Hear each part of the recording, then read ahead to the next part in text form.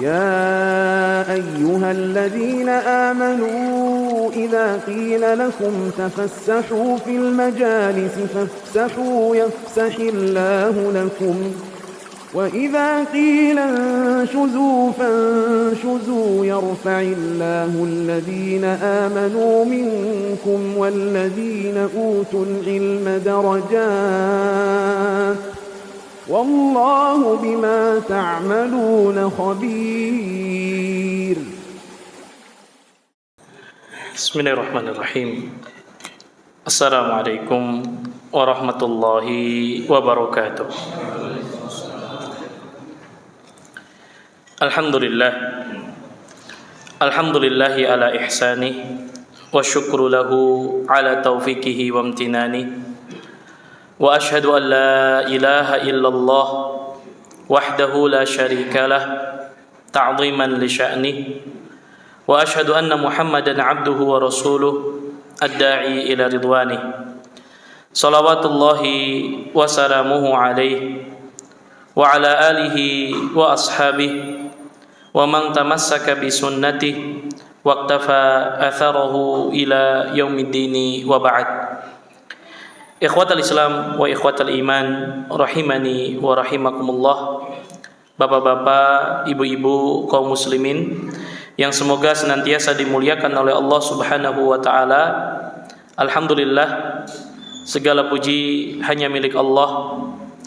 Kita senantiasa bersyukur kepadanya atas segala limpahan nikmat serta karunia yang Allah Subhanahu wa taala senantiasa anugerahkan kepada kita, sehingga alhamdulillah pada malam hari ini kita masih diberikan kesehatan, keberkahan umur dan juga waktu luang untuk kembali kita melanjutkan kajian rutin kita membahas kitab Syarhud Durus Al-Muhimmah Li'ammati Al-Ummah, yaitu penjelasan terkait dengan pelajaran-pelajaran penting yang harus diketahui oleh segenap umat.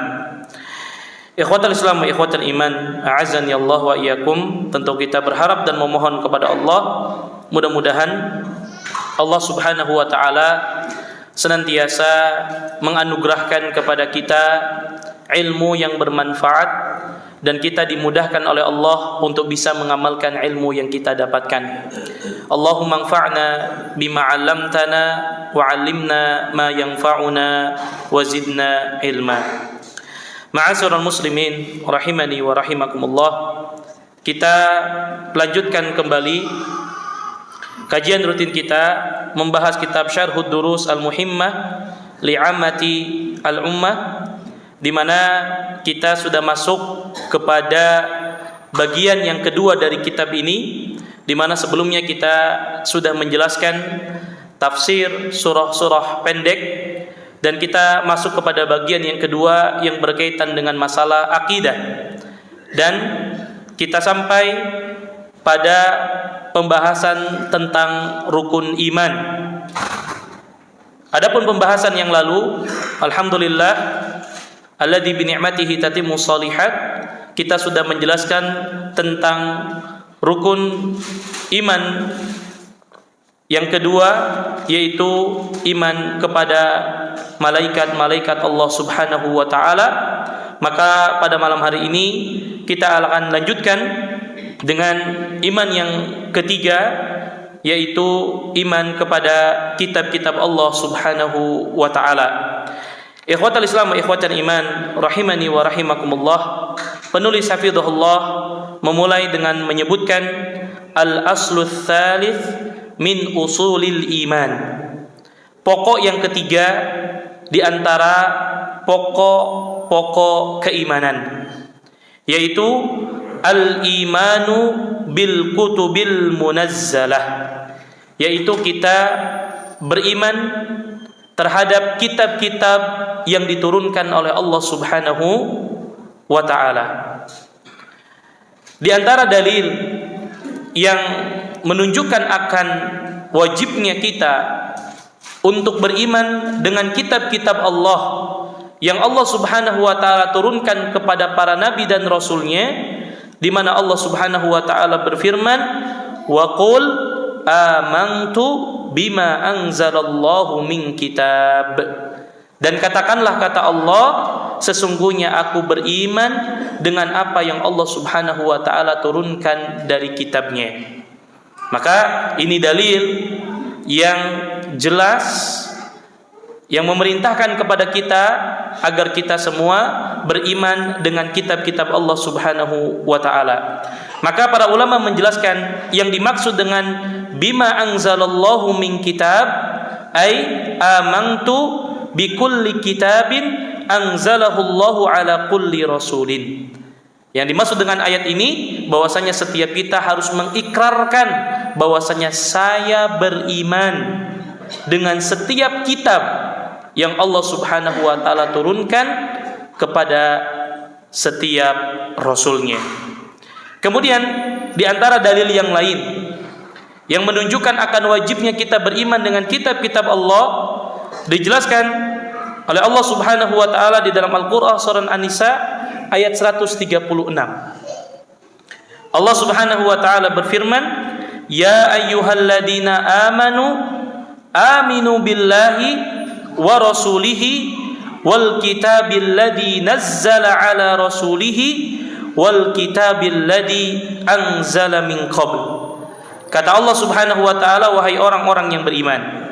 Allah menyeru kita, siapapun di antara kita yang mengaku dirinya beriman, maka Allah sampaikan aminu billah. Berimanlah kalian kepada Allah, wa rasulihi, dan imanlah kepada rasulnya. Di ayat ini yang dimaksud dengan rasulnya adalah Nabi Muhammad sallallahu alaihi wasallam. Kita diperintahkan beriman kepada Allah, beriman kepada Rasul sallallahu alaihi wasallam, wal kitabil ladzi nazzala ala rasulih. Dan hendaklah kita beriman dengan kitab yang Allah turunkan kepada rasulnya. Yang dimaksud dengan rasulihi, kitab yang diturunkan kepada rasulnya maksudnya Al-Qur'an. Jadi kita diperintahkan beriman kepada Allah, beriman kepada Nabi Muhammad sallallahu alaihi wasallam, beriman dengan kitab yang Allah turunkan secara khusus kepada Nabi Muhammad, yaitu Al-Qur'an. Pertanyaannya, apakah cukup Al-Qur'an? Ternyata tidak. Makanya Allah lanjutkan, wal kitabil ladzi anzala min qabl. Dan juga hendaklah kalian beriman dengan kitab-kitab yang Allah turunkan sebelumnya. Sebelum apa? Al-Qur'an.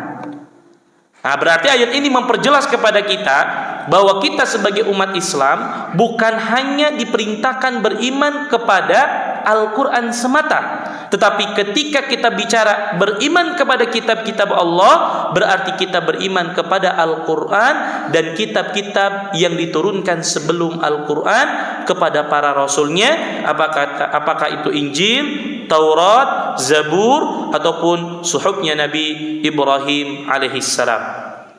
Jadi ayat ini memperjelas kepada kita bahwa kita sebagai umat muslim bukan hanya beriman kepada Al-Qur'an, tetapi juga kita diperintahkan iman kepada Al-Qur'an dan beriman dengan kitab-kitab yang Allah turunkan sebelum Al-Qur'an. Dan Allah ingatkan, wa may yakfur billahi wa malaikatihi wa kutubihi wa rusulihi wal yaumil akhir faqad dhalla dhalalan ba'ida. Kata Allah, barang siapa yang kufur kepada Allah, tidak beriman kepada Allah, tidak beriman dengan adanya malaikat-malaikat Allah, tidak beriman dengan adanya kitab-kitab Allah, tidak beriman dengan rasul-rasul Allah, tidak beriman dengan hari akhir, faqad dhalla dhalalan ba'ida. Maka yang seperti ini sungguh telah tersesat dengan kesesatan yang sangat jauh. Maka ma'asyiral muslimin rahimani wa rahimakumullah, ayat di dalam Al-Qur'an surah An-Nisa ayat 136 ini menjelaskan kepada kita seluruh pokok rukun iman. Yang 6 semuanya disebutkan di ayat ini. Makanya kata beliau, wa hadhil ayatu minal ayatil lati jama'at usulal iman bima fihal iman bil kutub wa fiha annal kufra bi usulil iman awil kufra bi syai'in minha kufrun billahi subhanahu wa ta'ala. Maka kata beliau, ayat ini sejatinya mengumpulkan seluruh pokok keimanan, dari mulai iman kepada Allah sampai iman kepada hari akhir. Dan di antara yang disebutkan di ayat ini adalah iman kepada kitab-kitab Allah. Jadi bukan hanya iman kepada Al-Quran, tapi kita juga diperintahkan untuk beriman kepada kitab-kitab Allah Subhanahu wa ta'ala yang lainnya. Kemudian kita diingatkan, wa fiha annal kufra bi usulil iman awil kufra bi syai'in minha kufrun billah. Barang siapa yang mengkufuri seluruh pokok keimanan ataupun satu atau sebagian daripada rukun iman, berarti dia telah kufur kepada Allah Subhanahu wa ta'ala. Artinya rukun iman yang 6 ini tidak boleh kita pisahkan. 6-6-nya harus kita yakini. Kalau ada di antara kaum muslimin yang hanya mau beriman kepada Allah tapi dia tidak beriman dengan adanya kitab-kitab Allah, maka dia telah keluar daripada agama Islam. Kalau ada seorang muslim mengaku dirinya beriman kepada Allah, mengaku beriman kepada Rasul-Rasulnya, beriman kepada kitab-kitab Allah, tapi tidak beriman dengan adanya hari akhir, maka juga keluar daripada agama Islam. Maka rukun iman yang 6 ini harus kita imani secara menyeluruh. Semuanya harus kita imani, semuanya harus kita yakini. Tidak boleh ada keraguan di dalam diri kita terkait dengan keimanan dengan rukun iman yang 6. Oleh karenanya, ma'asyiral muslimin rahimani wa rahimakumullah, kenapa kita kufur dengan satu saja daripada rukun iman dikatakan keluar daripada Islam? Karena Allah menyebutkan di ayat ini, li'annallaha tabaraka wa ta'ala samma adamal imani biha kufra. Karena ayat ini jelas. Allah menyebutkan di ayat ini, wa may yakfur billah, siapa yang kufur kepada Allah atau kufur kepada malaikat-malaikat Allah, atau kufur dengan rasul-rasul Allah, atau kufur dengan kitab-kitab yang Allah turunkan, atau kufur dengan hari akhir, Allah gunakan kalimat kufur, keluar daripada agama Islam. Jadi kalau ada orang yang gak beriman dengan Allah kemudian gak suka dibilang kafir, ini bahasa siapa? Bahasa Allah. Allah yang menyebutkan, orang yang beriman kepada Allah, orang yang gak beriman dengan Rasul-Rasul Allah, tidak beriman dengan salah satu daripada rukun iman, maka mereka disebut apa? Kafir. Ini bahasa Allah. Jadi kalau ada orang kesindir, jangan panggil saya kafir. Loh, kenapa? Allah yang menyebutkan. Siapa yang tidak beriman dengan satu saja daripada rukun iman, maka dia telah keluar daripada agama Islam. Nah, disinilah ma'asyiral muslimin, a'azzani Allah wa iyyakum, sebagian orang menganggap bahwa belajar rukun iman, belajar rukun Islam itu gak perlu kita pelajari lagi. Itu pelajaran anak SD, kata mereka. Padahal hakikatnya tidak sedikit di antara kaum muslimin yang belum memahami secara menyeluruh tentang konsekuensi-konsekuensi daripada iman kepada rukun iman yang 6. Kemudian ma'asyiral muslimin rahimani wa rahimakumullah, wal imanu bil kutubi imanun ijmaliyun fima ujmil wa imanun tafsiliyun fima fussil. Yang dimaksud dengan kita beriman dengan kitab-kitab Allah, maka kita wajib beriman dengan kitab-kitab Allah yang Allah jelaskan secara menyeluruh, secara global. Dan juga beriman dengan kitab-kitab Allah yang Allah jelaskan secara terperinci. Karena kalau kita baca ayat-ayat di dalam Al-Quran ataupun di dalam hadis-hadis Nabi SAW, tidak semua kitab-kitab Allah jelaskan. Ada yang Allah jelaskan secara global, ada yang Allah jelaskan secara terperinci, ada yang Allah sebutkan namanya, ada yang tidak Allah sebutkan namanya. Maka tugas kita sebagai seorang mukmin wajib beriman dengan seluruh kitab Allah, baik yang kita ketahui namanya ataupun yang tidak kita ketahui namanya. Karena kitab yang Allah turunkan kepada Rasulnya itu banyak, tetapi yang Allah jelaskan secara terperinci hanya sebagian. Maka kita tidak boleh hanya beriman, saya hanya beriman kepada Al-Quran saja, saya hanya beriman kepada Injil, saya hanya beriman kepada Taurat, saya hanya beriman kepada Zabur, saya hanya beriman kepada suhufnya Nabi Ibrahim, dan kita tidak beriman dengan kitab-kitab yang lain yang Allah turunkan kepada para Rasulnya yang lain. Tetapi prinsip beriman dengan kitab-kitab Allah, kita imani ketika Allah jelaskan secara global, kita imani ketika Allah jelaskan secara terperinci. Enggak boleh kita pilih-pilih. Ya, tidak boleh kita pilih-pilih. Oleh karenanya, li'annal kutubal munazzalata lam tudkar asma'uha kulluha. Kata-kata beliau, kitab-kitab yang Allah turunkan kepada para rasulnya itu tidak disebutkan semua namanya. Jadi sekali lagi, kitab Allah itu banyak. Yang disebutkan hanya sebagian saja oleh Allah. Walat tafasil allati fiha, dan Allah tidak memperinci dengan diperinci semuanya.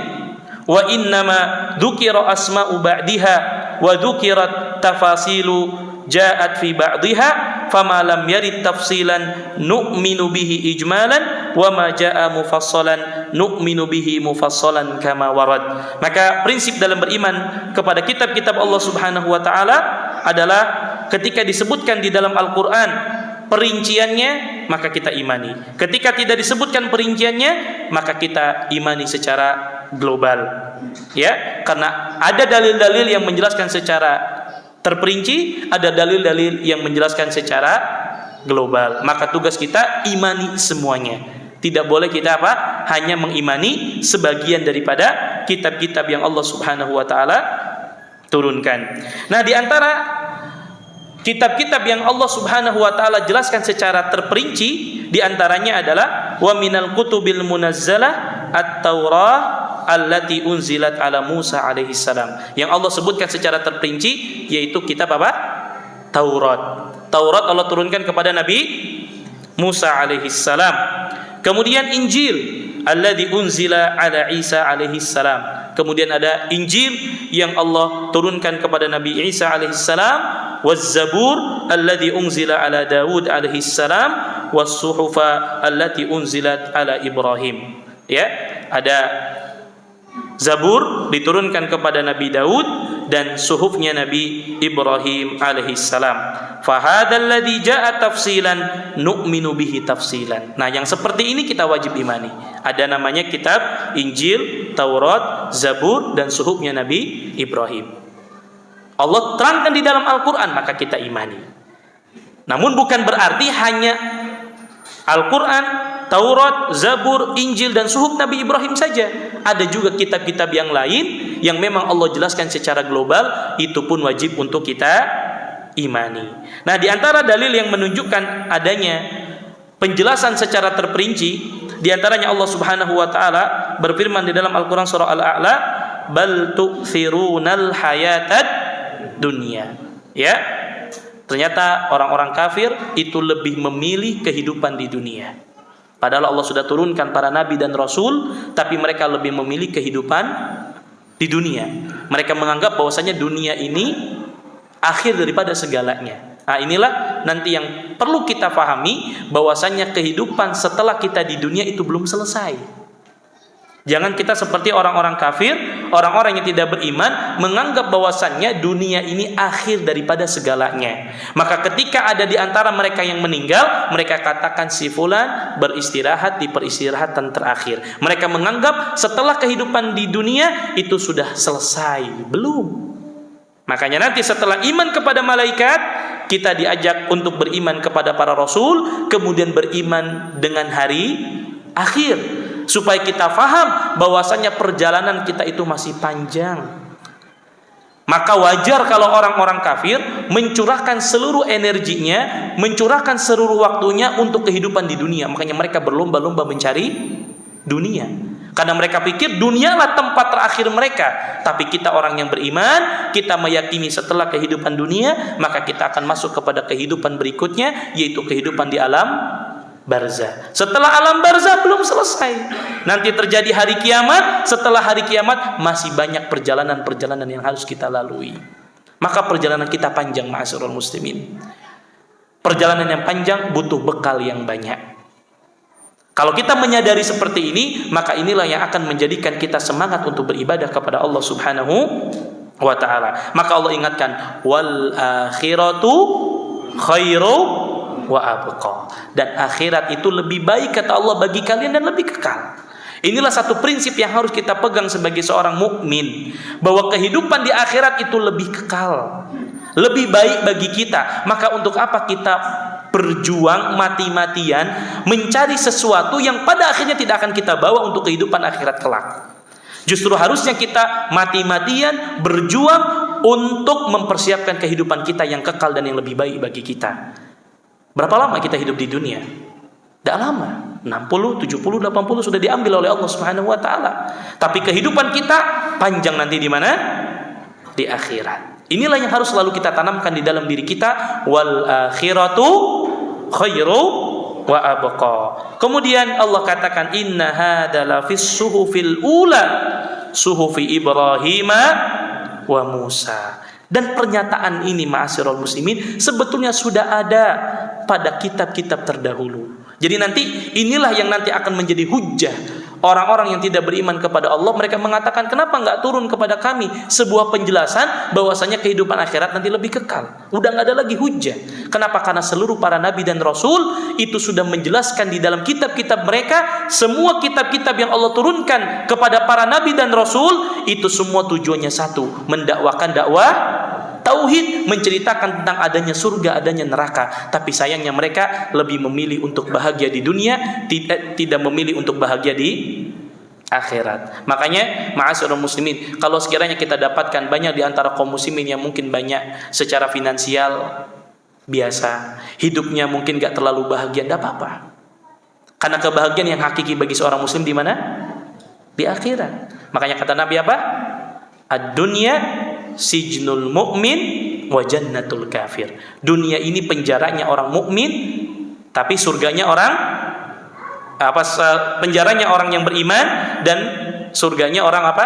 Yang tidak beriman kepada Allah Subhanahu wa taala. Maka Allah kasih semua dunia kepada orang-orang yang tidak beriman kepada Allah. Tapi dia hanya merasakan mungkin hanya 10 tahun, 20 tahun, 30 tahun, 80 tahun dapat nikmat dunia, selanjutnya kekal di dalam api neraka. Na'udzubillah, tsumma na'udzubillah. Inilah yang selalu saya ingatkan agar kita selalu mengedepankan rasa syukur kita kepada Allah, di mana Allah berikan satu nikmat yang tidak bisa kita beli dengan apapun, yaitu nikmat hidayah Islam.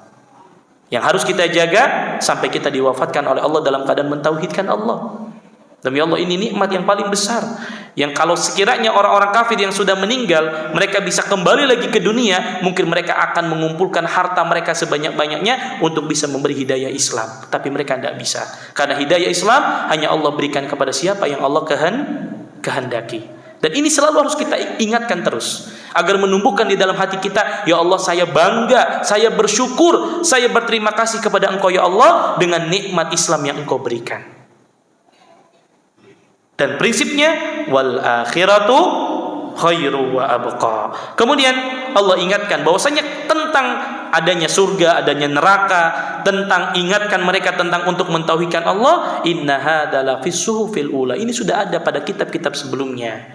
Suhufi Ibrahim wa Musa. Ya, juga terdapat dalam suhufnya Nabi Ibrahim dan juga Nabi Musa. Berarti di sini Allah menjelaskan secara terperinci adanya kitab Allah, namanya apa?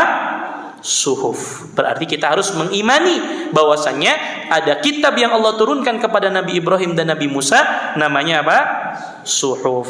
Hada syai'un tafsili nu'minu bihi kama jaa. Dan ini juga disebutkan di dalam ayat yang lain, yaitu Allah Subhanahu wa taala berfirman menjelaskan kitab-kitab Allah yang lain yang Allah jelaskan secara terperinci. Allah Subhanahu wa taala berfirman, Muhammadur Rasulullah. Muhammad adalah utusan Allah. Walladzina ma'ahu asyidda'u 'alal kuffari ruhama'u bainahum. Allah ingatkan, dan juga bersama Nabi SAW ada orang-orang yang keras kepada orang-orang kafir, tapi saling menyayangi di antara mereka. Siapa ini? Para sahabat radhiyallahu taala anhum ajmain. Jadi kita sebagai seorang mukmin, sebagai umatnya Nabi Muhammad, harus mencontoh para sahabat. Kita keras kepada orang-orang yang tidak beriman, namun tanda kutip, bukan berarti keras ini kita radikal, kita apa? Serang sana serang sini. Ya, para sahabat keras kepada orang-orang kafir yang menyerang kaum muslimin. Kafir harbi. Adapun orang-orang yang tidak beriman yang berada di bawah lindungan kaum muslimin, maka tidak boleh kita menyerang mereka, tidak boleh kita keras kepada mereka. Tanda kutip keras artinya apa? Kita ganggu mereka, kita hancurkan tempat ibadah mereka. Tidak seperti ini. Ya, para sahabat dulu keras kepada orang-orang kafir, keras kepada mereka yang memerangi kaum muslimin. Nah, kita sekarang kebalik. lembek saling menyayangi kepada orang-orang yang tidak beriman, keras kepada kaum muslimin. Ya, ada saudara muslim kita mau bikin masjid, dilarang. Ada saudara muslim kita buat pengajian yang mengajak manusia kepada jalan Allah, dilarang. Tapi dengan orang-orang yang tidak beriman, saling rangkulan. Ini menyelisihi prinsip para sahabat radhiyallahu taala anhum ajmain. Maka Allah katakan Muhammadur Rasulullah walladzina ma'ahu asyidda'u 'alal kuffari ruhama'u bainahum. Para sahabat dahulu mereka keras. Ya. Keras tentu dalam masalah akidah. Ya, lakum dinukum waliyadin. Tapi mereka tidak mengganggu selama mereka tidak mengganggu kita. Mereka tidak memerangi orang-orang kafir selama mereka tidak memerangi kita. Tetapi jangan kebalik. Kita berangkulan dengan mereka, tapi dengan saudara muslim kita apa? Keras. Ya, ini kebalik. Kemudian lihat bagaimana sifatnya para sahabat, tarahum ruk'an sujada yabdaguna fadlan minallahi wa ridwana. Ya, kata Allah Subhanahu wa taala, kamu akan melihat mereka ruku dan sujud mengharap karunia dan keridhaan dari Allah Subhanahu wa taala. Dan ini cirinya para sahabat. Mereka kalau ibadah betul-betul khusyuk kepada Allah Subhanahu wa taala. Bahkan saking khusyuknya mereka ketika beribadah, simahum fi wujuhihim min atharis sujud. Maka akan terlihat tampak pada wajah mereka bekas-bekas sujudnya mereka. Inilah hasil didikan Nabi SAW. Maka memang tidak ada yang bisa mengalahkan imannya para sahabat. Kata Nabi SAW, la tasubbu ashabi. Jangan sekali-kali kalian menghina sahabatku. Gak boleh kita menghina satupun di antara sahabat Nabi SAW. Apalagi para sahabat yang termasuk para sahabat senior, minal muhajirin wal ansor, orang-orang yang ikut perang Uhud, orang-orang yang ikut perang Badar. Tidak boleh kita menghina mereka. Kata Nabi, la tasubbu ashabi. Fawalladhi nafsi biyadihi law anna ahadakum anfaqa mithla uhudin dhahaban ma balagha mudda ahadikum wala nasifah. Kata Nabi, demi Allah, kalau sekiranya ada di antara kalian berinfak dengan satu besar gunung Uhud emas. Bayangkan satu gunung Uhud emas. Ada di antara kita yang punya kelebihan, dia infak sedekah, punya emas sebesar gunung Uhud, dia infakkan, itu tidak akan menyandingi sedikit pun daripada imannya para sahabat. Lalu sekarang ada orang dengan bangganya mereka menghina Abu Bakar As-Siddiq, mereka menghina Umar bin Khattab, mereka menghina Utsman bin Affan, mereka menghina Ali bin Abi Thalib, mereka menghina istri-istri Nabi SAW. Padahal kata Nabi, kalaupun ada di antara kita yang mau infak sebesar gunung Uhud emas, itu nggak bisa menyaingi imannya para sahabat. Itulah kenapa kita dalam beribadah kepada Allah harus berpemahaman dengan pemahaman mereka. Karena memang Allah puji mereka. Lihat bagaimana pujian Allah. Allah ceritakan tentang orang-orang yang menemani Nabi SAW. Simahum fi wujuhihim min atharis sujud. Ya, saking taatnya mereka kepada Allah sampai terlihat bekas-bekas sujud pada wajah-wajah mereka. Kemudian Allah ingatkan, kisah tentang sahabat Nabi ini sudah Allah sebutkan di kitab-kitab terdahulu. Jadi Allah sudah sampaikan bahwasanya nanti akan mendampingi Nabi SAW para sahabat yang disebutkan sifatnya seperti ini. Kata Allah Subhanahu wa taala, dzalika mathaluhum fit Taurat. Ya, kata Allah, demikianlah sifat-sifat mereka yang diungkapkan dalam Taurat. Lihat, sifatnya para sahabat Nabi jauh-jauh hari sudah Allah sebutkan di mana? Di Taurat. Wa mathaluhum fil Injil. Sifat-sifat mereka sudah Allah ungkapkan jauh-jauh hari di kitab Injil. Kazar'in akhraja syat'ahu fa'azarahu fastagladu fastawa ala suqihi yu'jibuz zurra'a liyaghidha bihimul kuffar. Jadi di sini ada beberapa pelajaran. Di antaranya tadi kisah tentang sahabat Nabi itu sudah disampaikan terlebih dahulu di mana? Taurat dan Injil. Ini menunjukkan mereka orang-orang luar biasa. Makanya kita harus berpemahaman dengan pemahaman mereka. Ya. Kemudian ini menunjukkan kepada kita bahwasanya ada kitab namanya apa?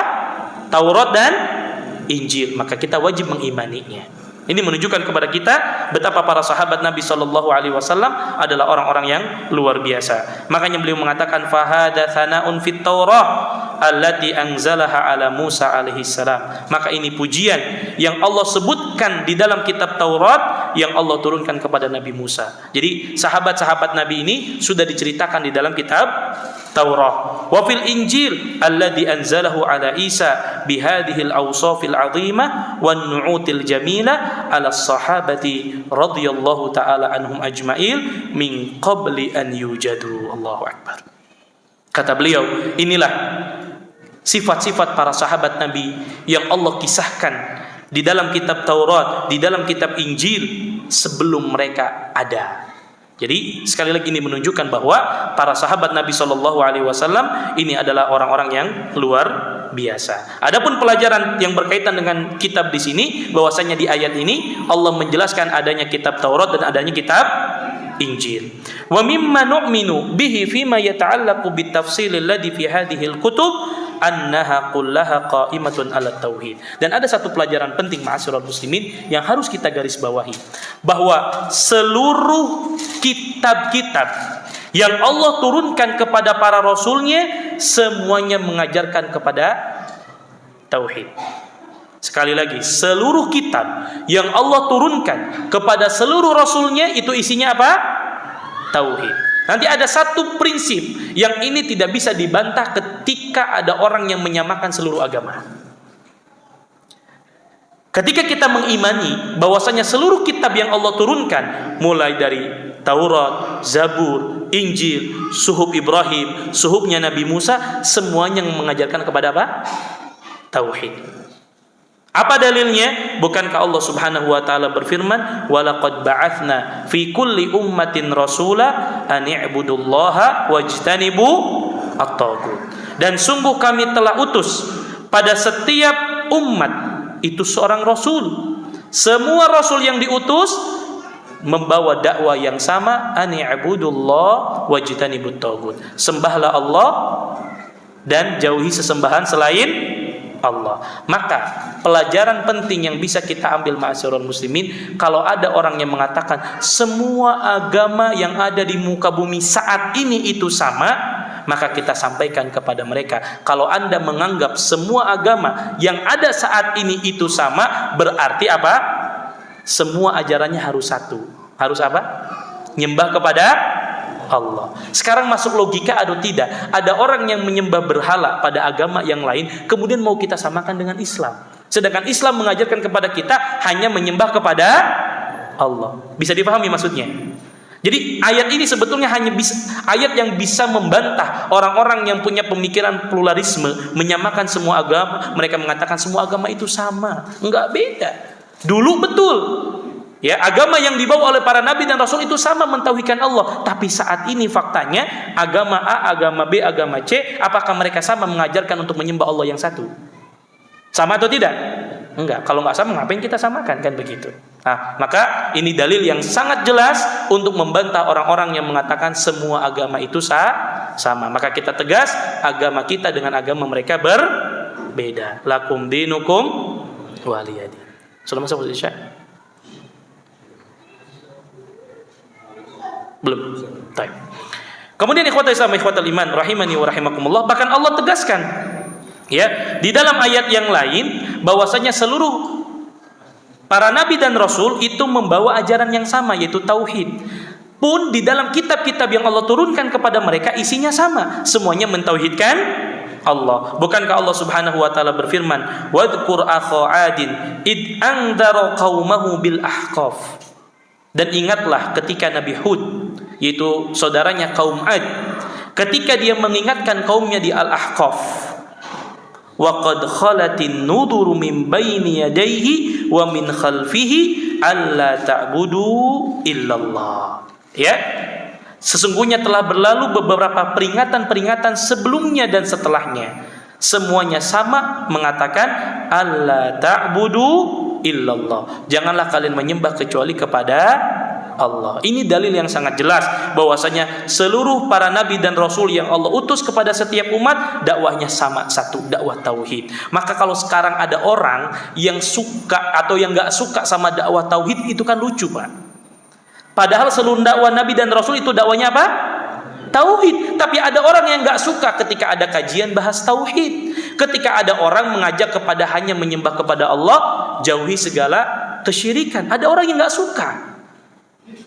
Padahal Nabi dan Rasul semuanya dari mulai Nabi dan Rasul yang pertama oleh utus sampai Nabi Muhammad semua dakwanya apa? Satu, dakwah tauhid. Lalu kok ada orang nggak suka dengan dakwah tauhid? Bahkan kalau orang bawa tauhid, ini kayaknya radikal ini. Ini kayaknya keras, subhanallah. Ya, padahal seluruh Nabi dan Rasul dakwanya dakwah tauhid.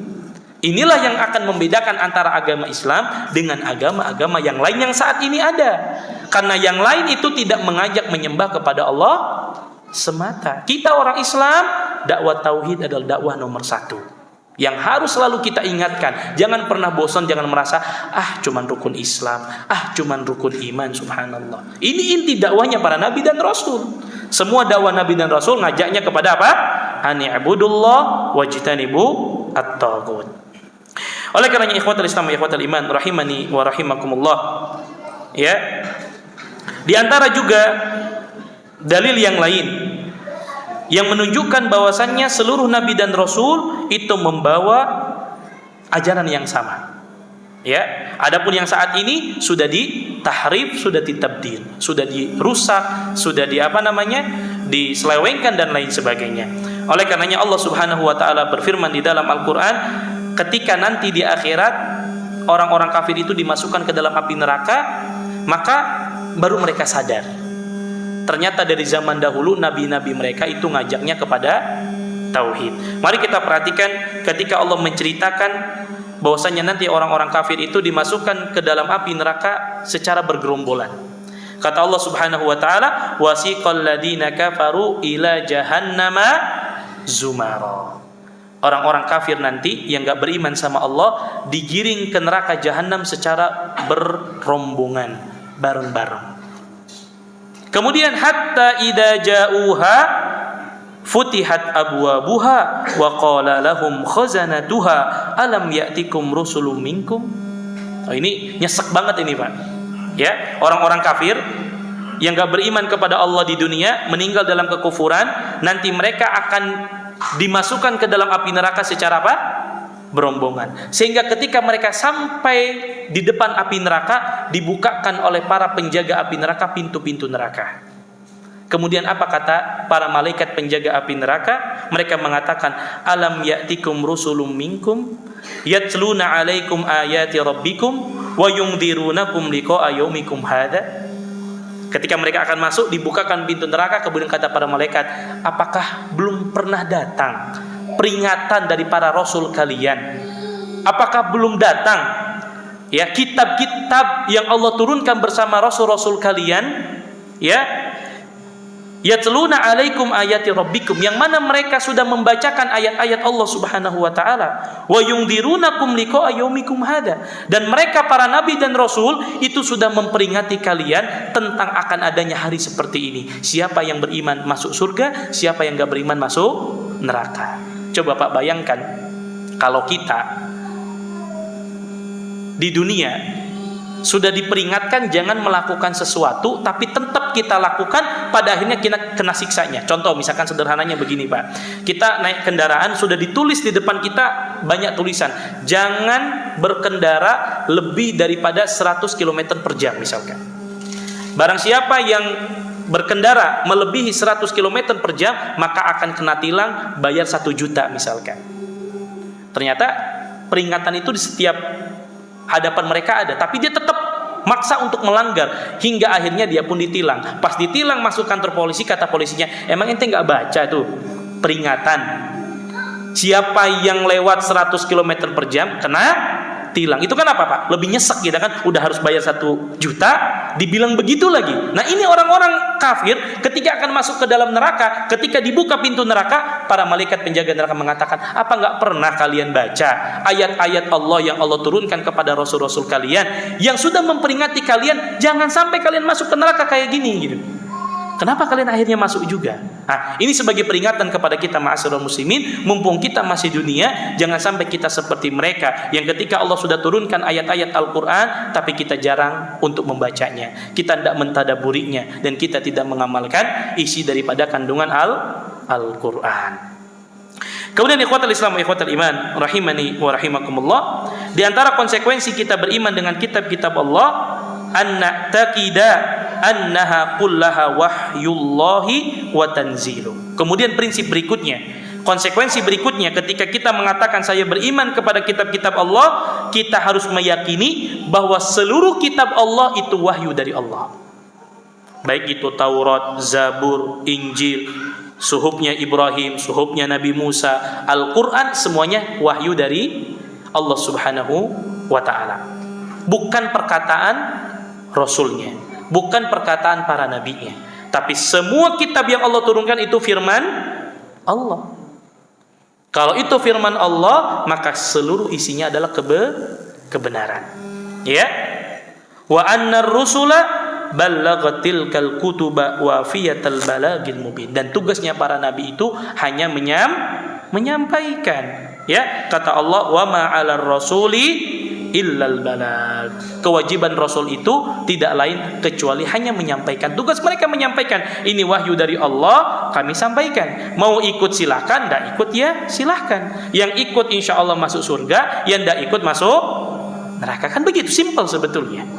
Ya, karena tugas para nabi dan rasul itu hanya menyampaikan. Kemudian kita diingatkan wa annaha mustamilatun 'alal huda wal falah was sa'adati wan najah. Dan isi daripada seluruh kitab-kitab Allah itu mencakup petunjuknya Allah, mencakup keberuntungan, kebahagiaan, dan juga kesuksesan. Maka berarti ma'asyiral muslimin, kalau kita ambil sebuah pelajaran, siapa yang ingin dapat petunjuk, siapa yang ingin sukses, siapa yang ingin bahagia, maka dekat-dekat dengan wahyu Allah.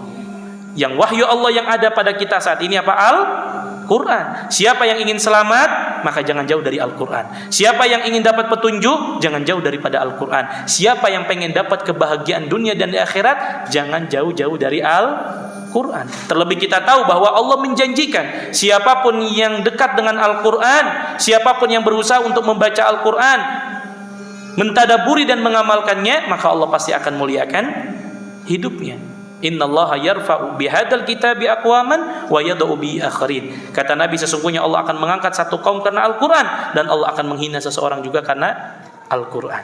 Ya, maka kalau kita ingin dapat keberuntungan, dapat hidayah, dapat kesuksesan, maka yang harus kita pegang adalah apa? Al-Quran. Terlebih Al-Quran adalah petunjuk hidup kita. Maka sekali lagi, ini selalu saya ingatkan ma'asyiral muslimin, kita ini gimana mau dapat kebahagiaan, mau dapat ketenangan, kalau kita sendiri nggak bisa baca Al-Quran.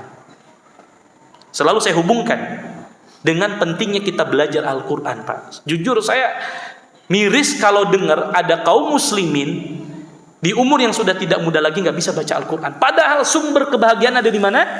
Al-Quran. Ada orang banting tulang cari kebahagiaan, padahal letak kebahagiaan itu sendiri ada di mana? Al-Quran. Gimana dia mau bahagia kalau baca Al-Quran aja nggak pernah? Di rumahnya nggak pernah dibacakan Al-Quran, dia sendiri nggak pernah baca Al-Quran. Bagaimana mau dapat kebahagiaan? Bagaimana mau dapat keberkahan? Bukankah Nabi mengatakan taraktu fikum amrayni ma in tamassaktum bihima lang tadillu biha abada, kitab Allah wa sunnata rasulih sallallahu alaihi wasallam. Aku tinggalkan kepada kalian dua perkara yang kalau kalian berpegang teguh dengan dua perkara tersebut, kalian tidak akan pernah tersesat. Kita gak akan pernah sengsara, kita pasti akan bahagia. Tapi sayangnya banyak di antara kaum muslimin yang kurang perhatian terhadap apa? Al-Quran. Jadi kalau kita bicara tentang kitab Allah, kita fokuskan salah satu kitab yang harus kita fokuskan adalah Al-Quran, karena disitulah sumber kebahagiaan.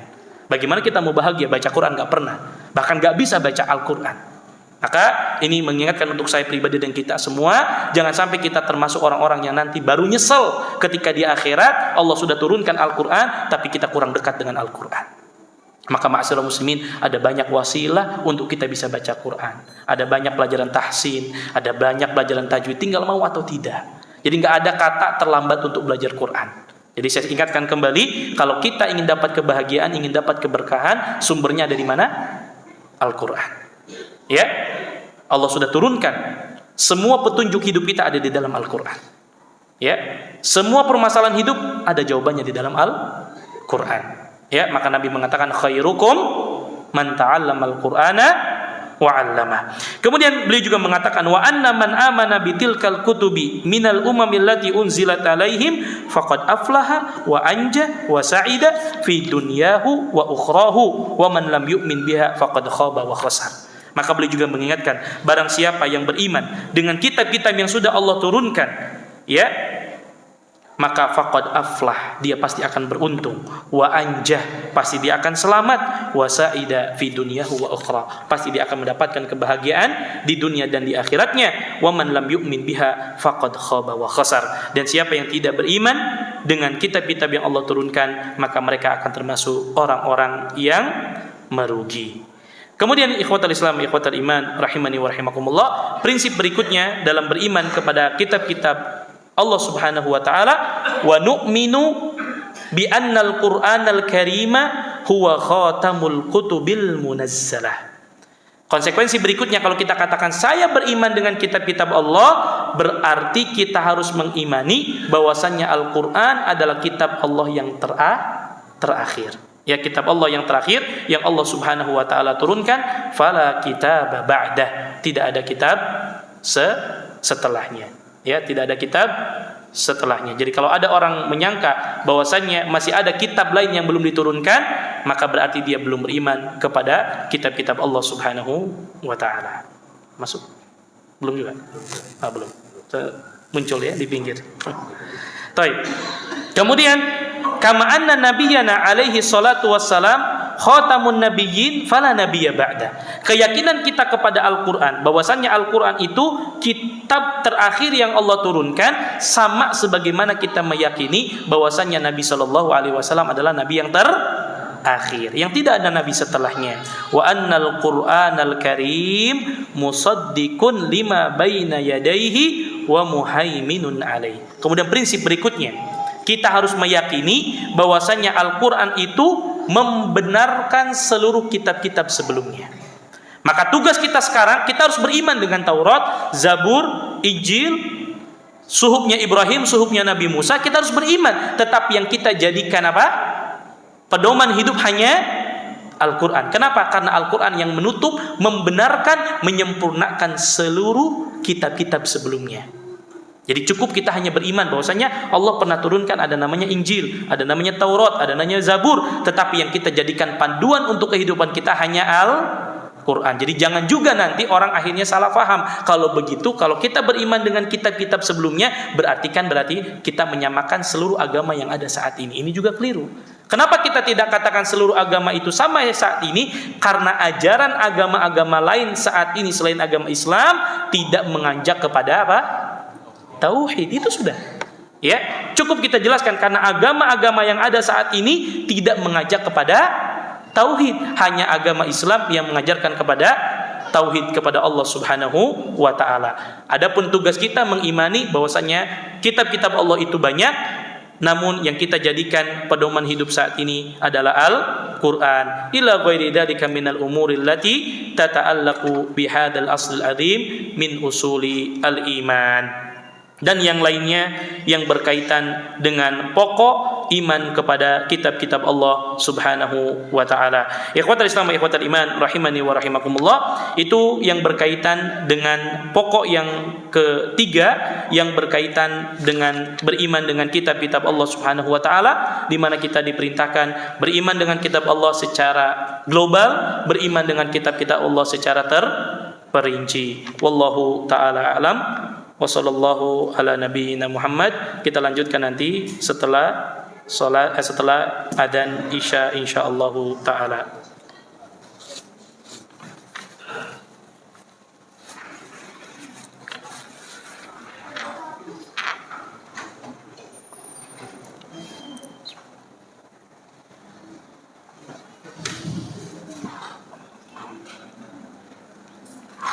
Allahu Akbar, Allahu Akbar, Allahu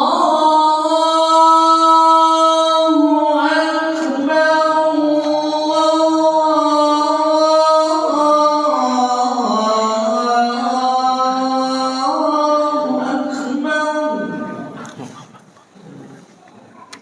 Asyhadu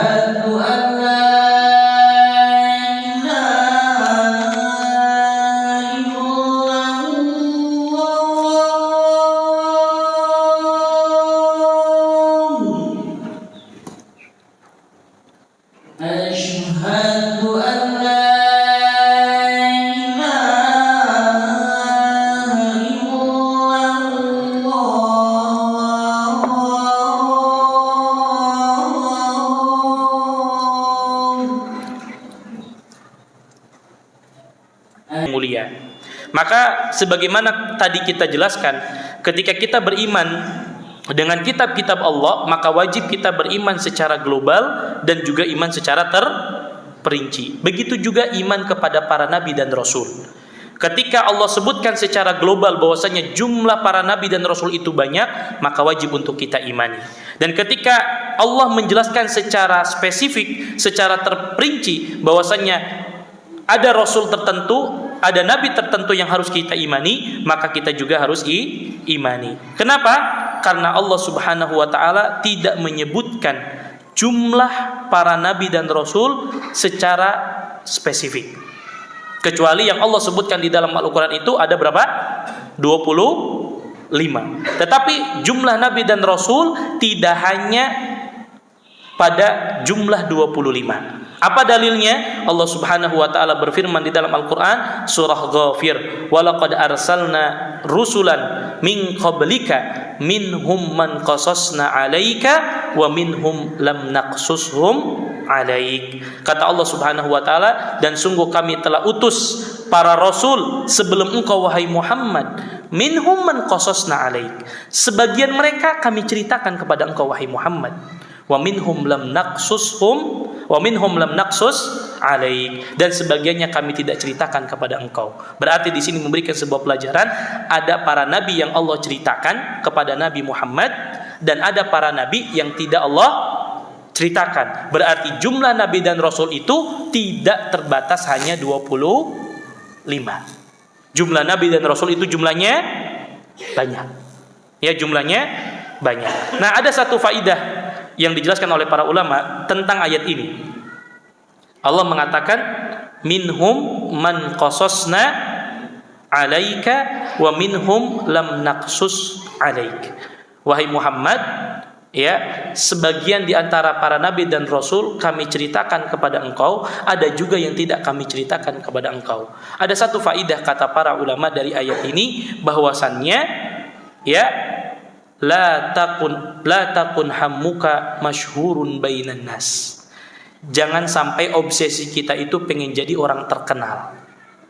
Kenapa? Buktinya para nabi saja ada yang Allah sebutkan, ada yang Allah tidak sebutkan. Jadi jangan sampai kita ini pengen jadi orang terkenal, segala sesuatu yang kita lakukan harus divalidasi oleh orang lain. Apa yang kita lakukan harus diketahui oleh orang lain. Apa yang kita lakukan semua orang tahu, semua orang lain harus tahu. Buktinya apa? Ada para nabi yang Allah ceritakan, ada para nabi yang tidak Allah ceritakan. Dan para nabi yang tidak Allah ceritakan, mereka nggak protes. Kenapa kami nggak diceritakan kepada Nabi Muhammad? Karena mereka tidak tujuan mereka bukan untuk menjadi orang terkenal, dan menjadi orang terkenal itu ujian tersendiri, ma'asyiral muslimin. Maka para ulama mengatakan al-jumlatu tahuthu ala adamil insyighal bi jam'i syuhrati wadh-dhuhur bainan nas. Ayat ini juga memberikan sebuah faidah kepada kita. Kita jangan terlalu sibuk untuk menjadikan diri kita terkenal di antara manusia. Karena para nabi dan rasul saja ada yang dikenal, ada yang tidak dikenal. Yang penting kita dikenal sama siapa? Sama Allah Subhanahu wa taala. Bahkan selalu saya sampaikan, ada orang-orang yang mungkin di dunia itu secara strata sosial orang biasa, Pak. Enggak ada orang yang mengenal, tapi bisa jadi dia terkenal di seluruh penduduk langit.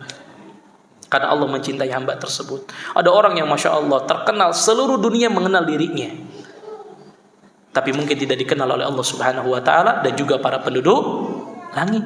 Maka obsesi kita itu jangan jadi ingin menjadi orang terkenal. Apalagi segala sesuatu yang kita lakukan ini divalidasi oleh orang lain. Oh Masya Allah si fulan lakukan ini, oh Masya Allah si fulan lakukan itu. Tidak perlu. Yang kita cari adalah ridhonya Allah. Dan menjadi orang terkenal itu ujian tersendiri, ujian dari Allah. Ya, jangan kira menjadi orang terkenal itu adalah nikmat. Bisa jadi ujian dari Allah Subhanahu wa taala. Berat, Pak. Jadi orang terkenal dikenal orang lain itu berat. Ya, salah sedikit diomongin orang lain. Salah sedikit jadi gunjingan orang lain. Maka kata para ulama, kita ambil satu faidah dari ayat ini, bahwasanya ada para nabi yang Allah ceritakan, ada para nabi yang tidak Allah ceritakan.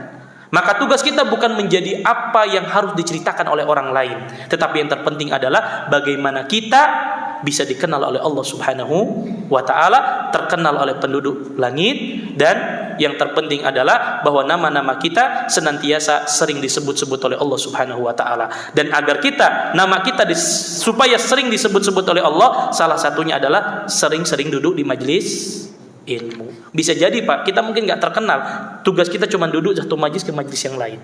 Tapi karena kita biasa duduk di satu masjid, di majelis satu dengan majelis yang lain, itulah yang akan menjadikan kita terkenal di hadapan Allah Subhanahu wa taala. Bukankah Nabi yang mengatakan, majtama'a qaumun fi baitin min buyutillah yatluna kitaballah wa yatadarasunahu fima bainahum illa nazalat alaihimus sakinah wa ghasyiyatuhumur rahmah wa haffathumul malaika wa dzakarahumullahu fiman indah. Kata Nabi SAW, tidaklah berkumpul satu kaum di rumah-rumah Allah Subhanahu wa taala, mereka baca Al-Qur'an, mereka pelajari isi kandungan Al-Qur'an, ya, melainkan Allah Subhanahu wa taala akan turunkan apa?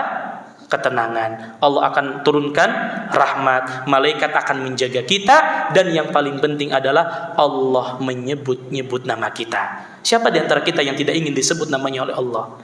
Bisa jadi kita nggak terkenal di dunia, bisa jadi Allah nggak menceritakan siapa si fulan, siapa si fulan, siapa si fulan, tetapi kita terkenal di hadapan Allah Subhanahu wa taala. Maka kita diingatkan, la takun hammuka masyhurun bainan nas. Jangan yang jadi obsesi kita bisa terkenal di antara manusia, diceritakan oleh si fulan, diceritakan oleh si fulan, diceritakan oleh si Alan. Enggak.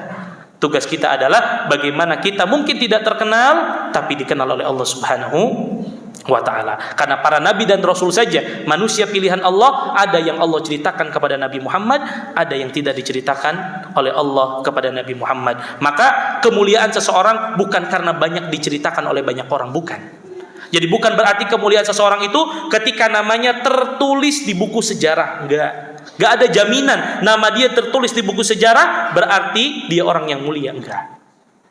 Buktinya ada para nabi dan rasul tidak Allah ceritakan di dalam Al-Quran, tidak Allah sampaikan kepada nabinya Nabi Muhammad sallallahu alaihi wasallam. Jadi jangan sampai kita, saya bagaimana berusaha supaya nama saya masuk ke dalam buku sejarah. Saya berusaha bagaimana kisah-kisah saya diceritakan oleh banyak orang. Bagaimana saya harus apa yang saya kerjakan diketahui oleh orang lain. Apa yang saya lakukan orang lain semuanya tahu.